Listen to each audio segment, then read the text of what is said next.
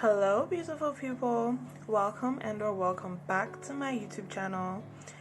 My name's the Queen, and today we're going to be talking about the instruments you will need, like right here, as someone who has never touched a crochet hook or a ball of yarn in her life, just like me. So first and foremost, you'll need some crochet hooks. They come in different sizes and materials. So if you look here, this says 2mm, and they go up in increments of 0.5. So my set here goes from 2 to 6 in increments of 0.5. And what'll happen is your stitches will be as big as the diameter of the size. So this is a 6mm, and when I use it in my crochet work, my stitches will be as big as the hook. Next is your yarn. When I first started, I started off with any old type of yarn I could find around because I wasn't very knowledgeable in the type of yarns, but yarns come in all colors, shapes, and sizes. This yarn right here is a simple medium weight yarn and you'll see on a lot of the labels of yarns, it will show you the size of hook that's recommended for the yarn, both for knitting and crochet. So this yarn right here, it says 2 to 3mm would be the best crochet hook for it. So you could use a 2mm, 2.5mm, or a 3mm hook.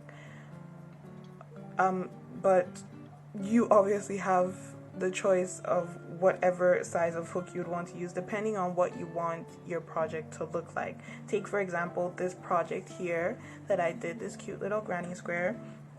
I used a 5mm for this because I was having trouble with the 2 and 3mm. They were a bit too small for just a beginner starting out.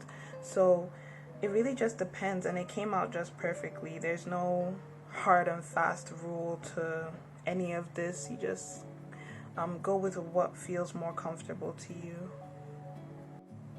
So next we have yarn needles, and they're essentially what the name says, they're needles but for yarn, and they come in different shapes and sizes and different materials. The ones I have are metal, but they also come in plastic, and I think they are wood ones. I'm not sure, don't quote me on that. And they're essentially for yarning, for weaving in your tails at the end of your project. So at the end of your crochet projects, there will be tails hanging off your work, and that's kind of unavoidable. It's just how crochet goes. And what you would do is you would put the tail through the eye here and then weave it into your work so that it's imperceptible and it won't unravel. The next thing you'll need on your crochet beginner journey are what are called stitch markers, and they're these cute little almost safety pins, but they don't have those little like round things on the end of safety pins, so it doesn't hook on your work. And how they work is you put them into your stitches, and they do exactly what the name says. They mark your stitch for when you have particularly kind of confusing projects. Take for example when you're making a circle, when you go around the circle, you need to remember where your first stitch was, so you can keep working from that first stitch, if that makes sense.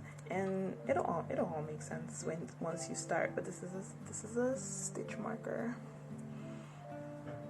And obviously you need a pair of scissors just to cut yarn, and a cute little bag to put it all in. This is adorable. I really love this cute little bag, and it came with the crochet hooks, and you just put all your stuff in here so it doesn't get misplaced, because I'm sure as a beginner just like me, you probably don't have like a crochet work room or a knitting room or shelf or anything. It's just a cute little way to keep yourself organized.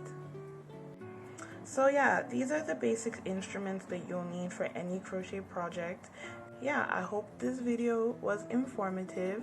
Join me in the next video where we will talk about how to start a basic crochet project. And who knows, like I might even do a video about, you know, making a granny square, because it was great practice for me when I first started, or maybe even something simpler. So yeah, thank you for joining me on my channel today in the Queen's Crochet Corner.